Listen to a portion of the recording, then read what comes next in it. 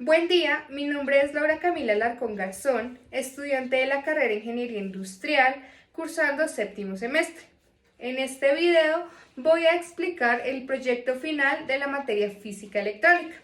En este caso es un semáforo elaborado con Arduino, como lo podemos ver. Este es un semáforo tradicional, es decir, rojo, amarillo y verde. Antes de pasar a ver su funcionamiento, vamos a hablar sobre los materiales utilizados para su elaboración. En este caso tenemos el cartón, el cual eso fue utilizado para esta base de arriba, que está pintada de negro, la base de abajo, que es pintada de amarillo, y la parte externa del semáforo que recubre las bombillas. Aparte, utilizamos palillos para poder sostener la base a una plastilina. En este caso se la quité para poder explicar el modelo de una mejor manera. También utilizamos papel celofán, el cual fue utilizado para poner en cada uno de los bombillitos para potenciar la iluminación de la luz LED. Esto con base en la parte del hardware del semáforo. Ahora bien, pasamos a la parte interna.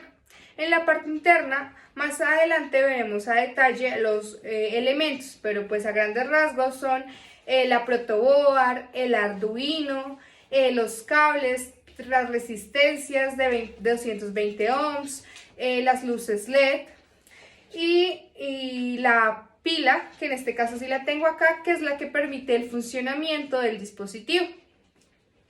Ahora pues procedemos a ver el funcionamiento. En este caso conectamos la protoboard al circuito y vamos a ver cómo ya el circuito enciende de una manera correcta. Tenemos que el rojo inicialmente, luego tenemos amarillo, en el cual se demora poco tiempo, y por último pasamos al verde. Y luego se repite cíclicamente, vuelve al amarillo y luego regresa al rojo. En el color amarillo es cuando se demora menos, puesto que este es de preparación. En el rojo se demora más porque y convencionalmente los semáforos casi siempre se demoran un poco más en este color. Y por último el verde, que es el que permite ya el paso en caso de los vehículos o las personas en las vías. Ahora bien, como les había comentado, vamos a pasar a explicar la parte interna del semáforo. En este caso me voy a desplazar para un ladito para poder abrir el dispositivo, el cual se le hizo un cierre para poder ser abierto y poder ver el funcionamiento interno. Entonces, bueno, con las mismas cajas de cartón. Entonces, bueno, en este caso ya podemos ver, como se había mencionado, los elementos necesarios utilizados en el software del dispositivo. En este caso aquí tenemos la protoboard, acá tenemos el Arduino Uno, acá tenemos el cable que permite la conexión con la power band, los cables positivo y negativo que vienen de los LEDs y los LEDs respectivamente, y las resistencias que las vemos allá al fondo de color café. En este caso, para montar el circuito, inicié armando la protoboard. Entonces la protoboard organicé las tres resistencias, una al lado negativo y la otra a la parte positiva de la protoboard. Ahí mismo conecté en serie con el lado positivo conecté en serie con el lado negativo de la luz LED para poder tener un buen funcionamiento del circuito. Ya ahí luego pusimos al lado en un pin, colocamos la parte positiva y a esa parte positiva le conectamos el cablecito que nos viene desde la protoboard. En este caso utilizamos el pin 11, el pin 12 y el pin 13 y el GND, que es el apartado negativo, como lo podemos ver acá con este cablecito naranja. Ya luego, como el dispositivo de semáforo es grande, entonces se alargaron las luces LED. En este caso, para poder hacer este alargamiento, se estañó cada patica de la LED con el cable, un cable normalito, y así permitió alargar un poco la LED para que nos pudiese quedar como ya vimos anteriormente. Después de esto programamos en el sistema de Arduino la programación para la tarjeta aquí de Arduino.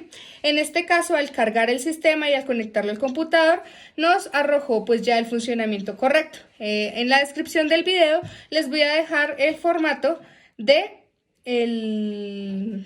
código de programación de Arduino. Así que ya con esto pudimos hacer las mediciones necesarias. En este caso solo voy a hacer una medición experimental del montaje. Entonces volvemos a conectar la protoboard. Aquí la voy a conectar al dispositivo para poder que ya podemos verla por la parte interna. Voy a retirar los LEDs para que se pueda apreciar fácilmente. Aquí estoy haciendo el retiro de los LEDs de la parte interna, que es unas casillitas de caja de huevo, para que puedan apreciarlo mejor. Entonces aquí para la parte experimental utilizamos un multímetro. En este caso tenemos un multímetro convencional básico, en el cual, como la medición que voy a hacer va a ser voltaje, entonces lo tenemos del lado negativo y pues del voltaje, que es el lado positivo. El cable rojito siempre es el positivo y el cable negro el negativo.